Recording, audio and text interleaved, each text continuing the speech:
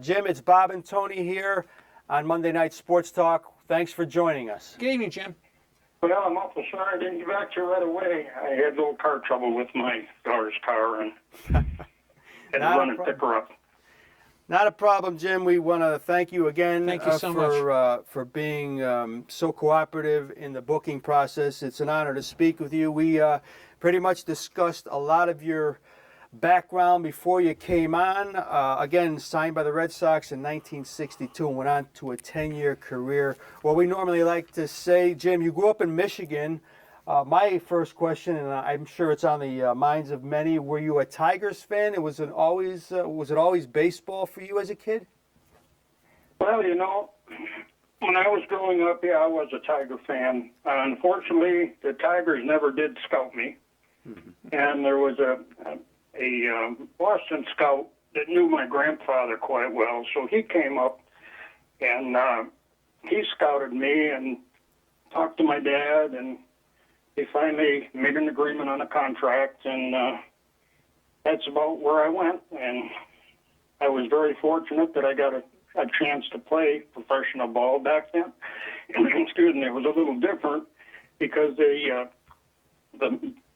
major league clubs were trying to stock their minor leagues, so they were pretty much just going out trying to get a hold of anybody. But I was pretty fortunate. I had a chance to go into a great organization, the Red Sox.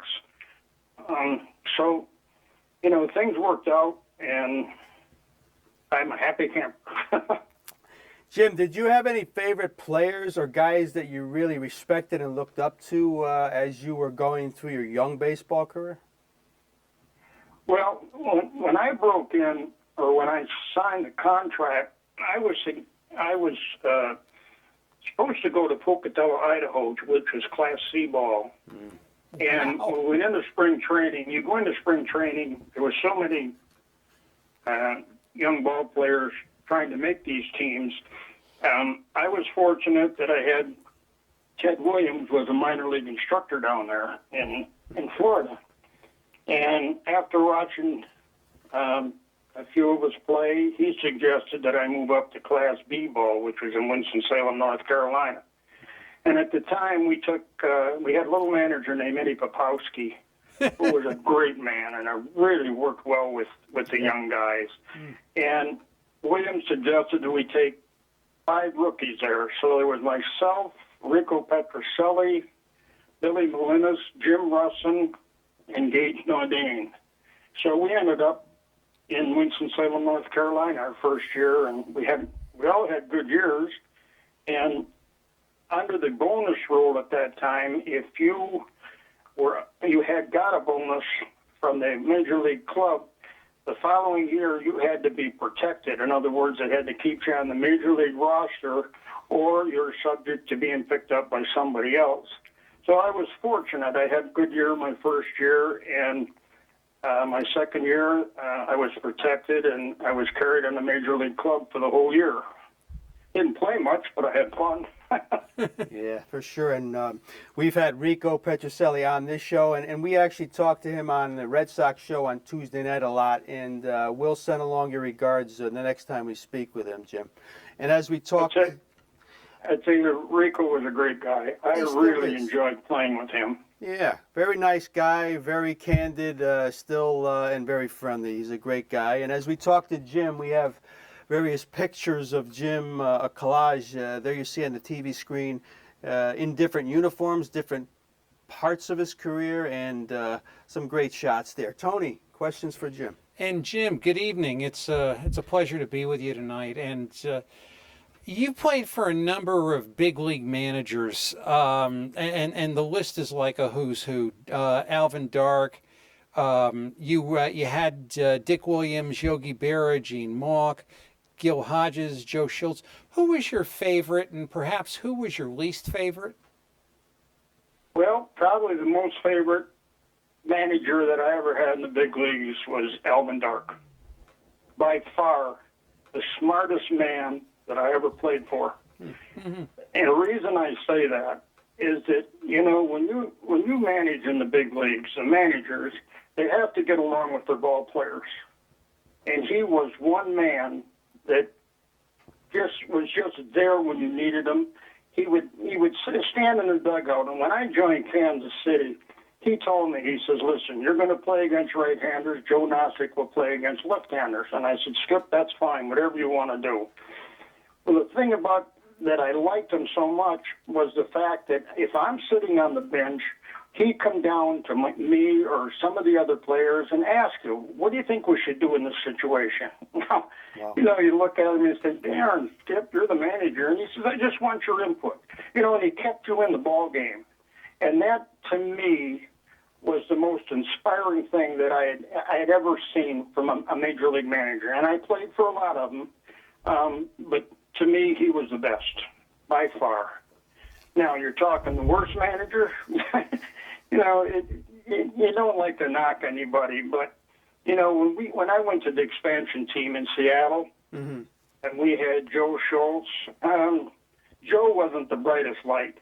A nice man, very nice man, but he just did not understand the game of baseball compared to some of the other managers that I played with. We were on a team out there. It was a one-year deal. We never knew it was going to be a one-year deal. But it was a situation where we had 25 different guys, and trying to blend in to play together, that was a tough situation. I mean, we had fun, but we didn't win a whole lot, Yeah, Seattle, that was the expansion team in 1969. And since we're on the subject of managers, Jim, Tony and I have talked to a lot of guys who've been around and played for Gene Mauch, and Mauch was one of those guys who was considered an incredibly smart baseball man. The success maybe doesn't translate, but how about your thoughts of Gene Mauch? I played with Gene, for Gene in Montreal. Mm-hmm. If you were going good, he loved you. Ah. If you weren't going good, you might as well go down and sit by the outhouse. Ah. I mean, that's the way he was. He was a very smart man. He knew the game. Yeah. Back in my situation, he said, you want the pitchers? I'll call the pitchers for you. I'll tell you when you're going to get a fastball. I mean, it was good about that. But if you weren't playing or he'd nitpick at certain things. For instance, we had our socks. We get a pair of socks every, when you start the season. We wore the same socks all the time. He come out to me one time in the outfield and says, your socks are too high. I said, Skip, I've had these socks since I started. He said, go in and change them. I mean, stuff like that, little stuff. But he was a good manager. We had a situation where we played against the Cubs, and he did not like, I think Gosger was coaching the Cubs at the time. They have Santo and all the big names over there, and we're playing them up in Montreal. We have a team meeting, and he tells Steve Rinko, he says, the first time Santo comes up, I want you to hit him. And Rinko says, why? He says, I just want you to hit him. If it doesn't, it's going to cost you $500. Wow. So we start the game. I'm the leadoff hitter, and Ferguson Jenkins is pitching. Nice man. I get a base hit the first time up. We go through the whole lineup. Nobody else in our lineup hits. But Santo comes up in the second inning. Rinko drills me. So I come up the second time, and Fergie hits me right in the leg. And I'm running down to first base, and he looks over at me with a smile on his face, and I couldn't figure it out. So I get all the way around the third base, and I'm coming home, and I said, Fergie, I hadn't played in a week and a half, and I said, why'd you throw at me? He said, orders, Jim. He said, you hit Santo. He said, your Osher said if I don't hit you, it's going to cost me $200.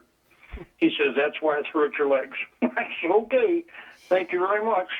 And then it was over and done with, unlike today. But, these stories, they're all true, and I mean, nowadays the kids, if they throw close to them, they want to go fight.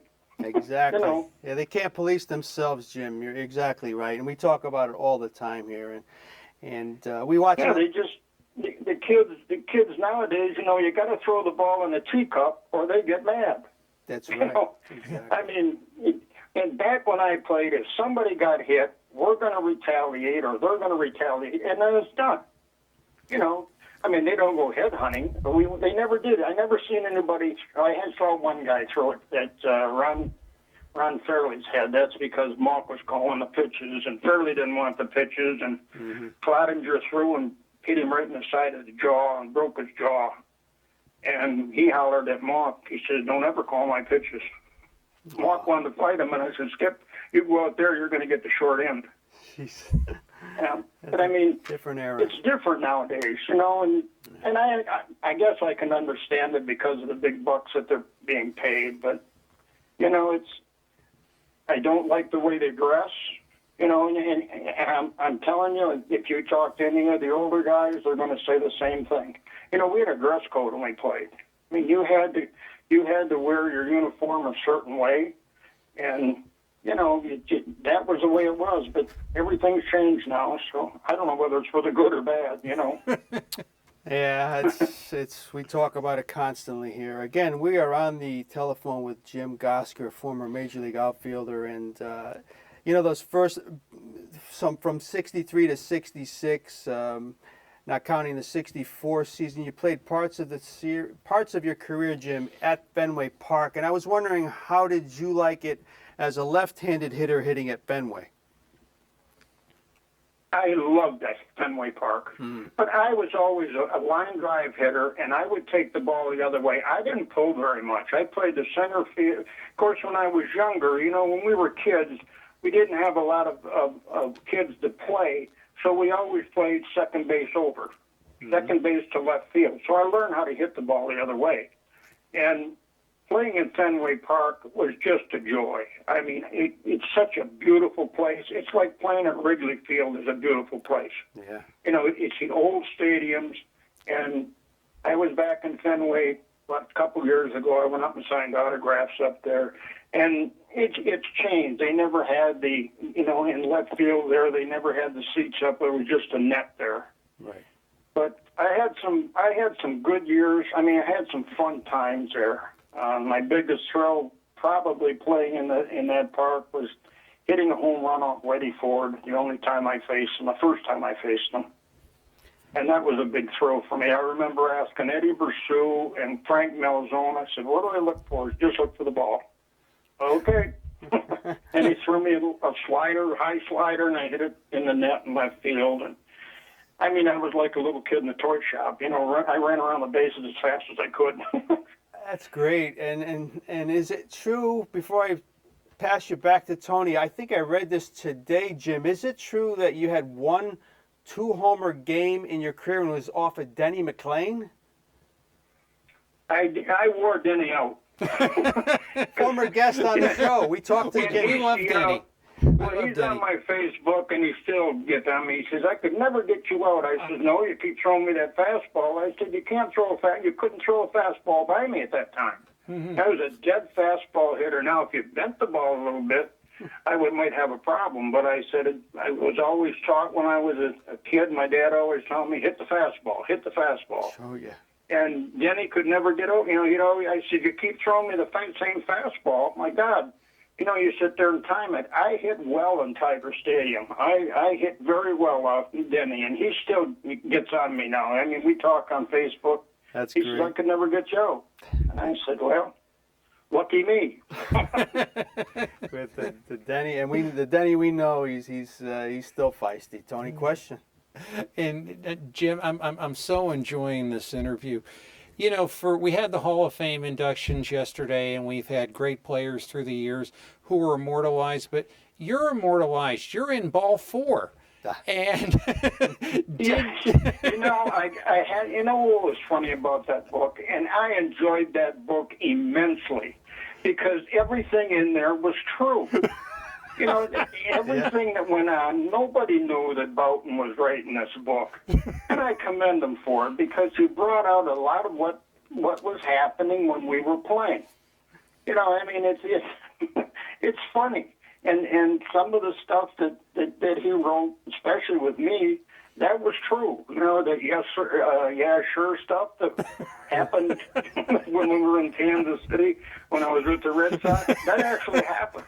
Yeah. You know, and it's funny when you think about it because when I get traded to Kansas City, there was a lounge out there that everybody went to. It was called the Apartment Lounge.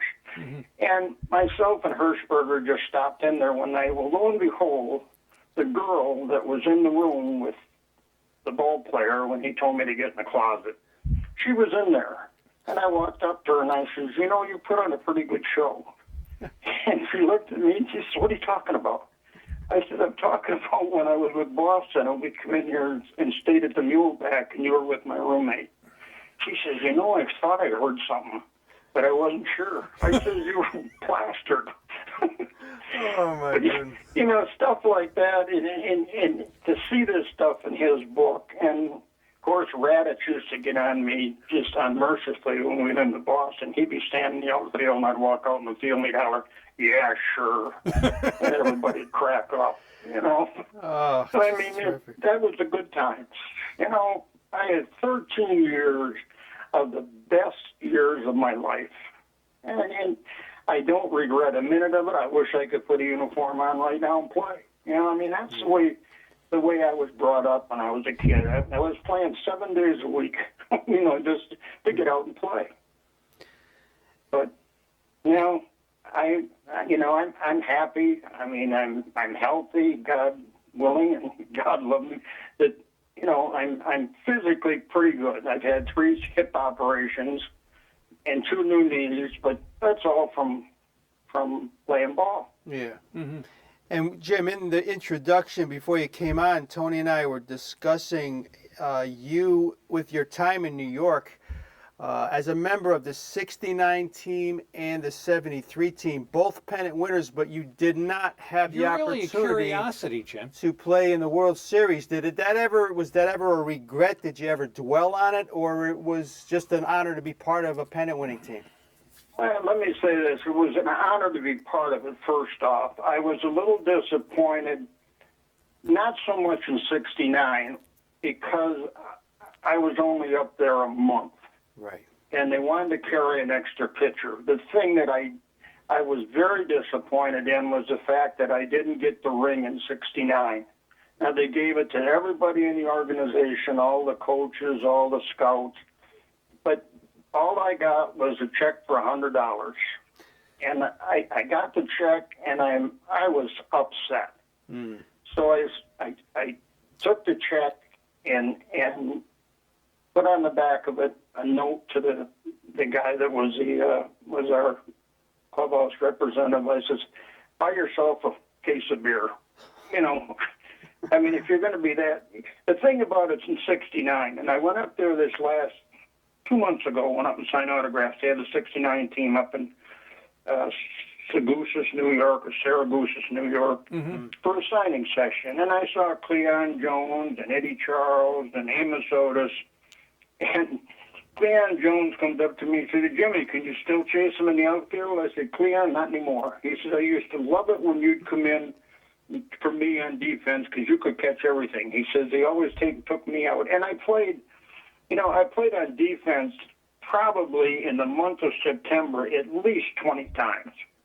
Yeah. And, you know, it was a great thrill because we had such great pitching. Not too much hitting, but just absolutely fabulous pitching. You know, when you got Seaver, Matlack, Kuzman, and you got McGraw coming in relief, I mean, it's a sure thing. Yeah. But the '73 team, I was up there for, I think, 5 months. I went up early, and I got a ring then. I was happy about that, but I really wanted that 1969 ring. God, that was a beautiful ring. I mean, the one I got now is beautiful, but this one here hit the whole knuckle. You know, it was just a beautiful thing. Wow. But, you know, the experience of being in a World Series or in a run for a World Series, there's nothing better. And nothing better than getting out there and you play so much harder. You know, if you're out of the pennant race, some of these teams that are out of the pennant race, come August, they just go through the motions. You know, and I like the new setup when they got the wild card. At least it keeps more teams involved. You know, so, and that's a good thing. But I enjoyed New York. I enjoyed the people were great. You know, they just were great people, you know, and they they would cheer and pull for you all the time, and that was fun. It was a fun time. And And Jim, I'm lucky, you know, I get a ring out of it, and I had the great memories. you mentioned your defense, Jim, and I think it goes under the radar for a lot of people that went back to those days. Even Alvin Dark, I'm reading a passage here where he said he was an amazing fielder. I liked his arm. He gets the ball away quickly, and it's accurate. That had to be something that you really took pride in, and it probably kept you in the major leagues and probably cemented your legacy as a very, very good outfielder. You could go get the ball, and obviously a defensive player like yourself was incredibly valuable wherever you went. Well, that was a key, you know. When I was with the Red Sox, how I got my break to get in the big leagues, I was playing in Toronto, which is only 150 miles from me, which was great. I could come back home when, you know, we had an off day. Well, Dick Williams was the manager, and we were playing, it was just before All-Star break, we were playing in Buffalo, and Williams said, I'm going to sit you out tonight. I said, Dick, I'm hitting 299. Can I have 2 at-bats? So he said, okay, I'll give you 2 at-bats. And I didn't know what was going on. So the first time up, I grounded out. Second time up, I got a base hit. So I'm at 300. I got a double. I get down to second base, and I don't know if you remember Harry Wendelstadt, great umpire. Yes. In the National League. Absolutely. He was working. He was in AAA at the time. I get down to second base, and he looks at me. He says, congratulations, Jimmy. And I said, what are you talking about, Harry? He says, you're going to the big leagues tomorrow. I says, how do you know that? He says, I know. So after the game, Williams said, they want you in Boston. And I said, okay, why? He says, well, you're going to play center field. He said, Geiger broke his ankle and Lenny Green broke his wrist. So he says, you're going to be the center fielder. So I joined him, played 81 ball games for him, hit 265, I think 264. I led off for him, and I was voted Rookie of the Year for the Red Sox. Got an invitation to come up there. Mr. Yogi invited my wife and I up there for 3 days. Got a Harry Aganis Award, and I mean, it was really well done. And they told me then that you're untouchable. Well, come cut down date, in '66, I had played well against Kansas City. I basically wore them out when I was playing. So I get traded to Kansas City for Tartable, John Wyatt, and there was 2 other players. For myself, I think, and Danny McGinn. And lo and behold, the next year they won the pennant, and Wyatt gets Fireman of the Year. But, you know, it was a great experience, and I got a chance to travel. I was all over the world. I mean, I played in Hawaii. We went to Japan when I was with the Giants. We went there for spring training.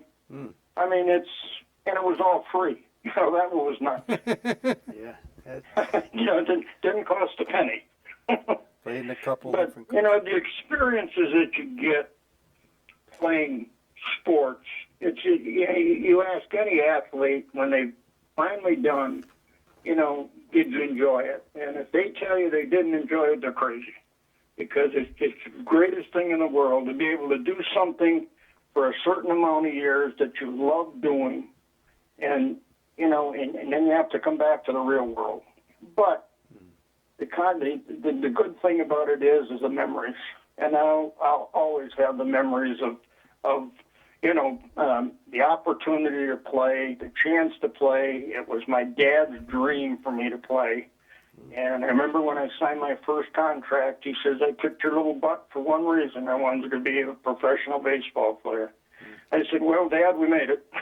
It's tremendous. It's just it's why you do it and why there's such a special bond. And Tony and I had that kind of bond with our fathers. Tony, you have a final question for Jim? You know, there's so many, and I'll tell you, Jim, I have enjoyed this so much. Why don't you just pick one out? Yogi Berra, the constant thing, at least when you were a kid, reading the tabloids in New York, was Berra's losing control of the club. You know, people take advantage of Berra. What was Berra like as a manager? Yogi was pretty quiet. He was like Gil Hodges, but Gil Hodges was a lot more into the game than Yogi was. But Yogi was a very nice man. He wasn't the smartest manager, great player, but wasn't very smart. And I'll give you an example. We're playing in Houston, and he pinch hit for, trying to think of who it was, he had Don Hahn go up and pinch hit. He had somebody else hit, got base hit, had Hahn go in and run for him, and then he had me go in and play defense. Now, he used 3 men for one job. Yeah. But, you think about it and you think, well, maybe he was thinking of something else. I don't know. We had a talk in the clubhouse, and I'll never forget it. I'm sitting between Tommy Agee and Cleon Jones. I'm the Oreo cookie in the middle. And I'm sitting there, and Yogi's giving this big speech, and at the end he says, remember, guys, you're never out of it till you're out of it. And Cleon looks at me and he said, what the hell did he say, Goose? I said, I guess we're never out of it till we're out of it. But I mean, the stuff that Yogi said, that's all true too. And I love the man. I just idolized the man. And he was a good person. I think the Mets at that time hired him just to get people in the stands. That was my thinking. He kind of knew about the game, because it was a catcher. He could handle the pitchers, but the other players, he kind of, go out there and have fun. Okay. That's awesome, and it's been so much fun. It really Jim, has. It really has. Talking to you. I mean, Tony has his own show. Maybe you can go. It'd be an honor, Jim. One of these days, Tony's Coast to Coast. You can talk on that show, but we'd love to keep in touch on here. We can't thank you enough, Jim, and I know we'll continue to stay in touch. We can't thank you enough for giving us, being very generous with your time and being so cooperative again. Please keep in touch, and it's been a pleasure, Jim, and be well and our best to your family. Thank you, Jim. Well, thank you very much, Bob. I appreciate you guys calling. I always enjoy doing stuff like this because it brings back the good times. Well, that's what we're here for. For Our us, pleasure. All right, You take all care. right, my friend. Good night. Take care. Good night.